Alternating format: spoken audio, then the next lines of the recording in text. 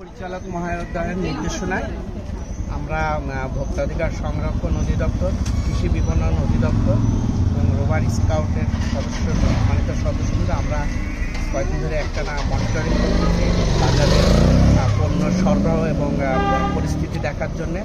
আজকে আমরা হসপিটাল গেটে ফার্মাসি দেখেছি, যেখানে মেয়াদ উত্তীর্ণ পাওয়ার জন্য তাদেরকে পানিশমেন্ট জরিমানা করা হয়েছে এবং কয়েকটা মুদির দোকানে টোটাল 10,000 টাকা জরিমানা করা হয়েছে। আর আমাদের এই মনিটরিং কার্যক্রম নিয়মিত চলবে। আমরা চেষ্টা করতেছি বাজারে পণ্যের সরবরাহ স্বাভাবিক রাখার জন্য এবং কোনো নকল, ফেক বা মেয়াদ উত্তীর্ণ কোনো পণ্য যাতে বিক্রি না করে, এই জন্য আমাদের কার্যক্রম অব্যাহত রয়েছে।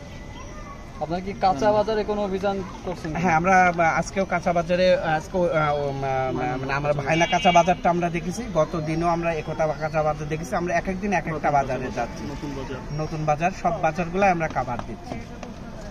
ঠিক আছে, ধন্যবাদ।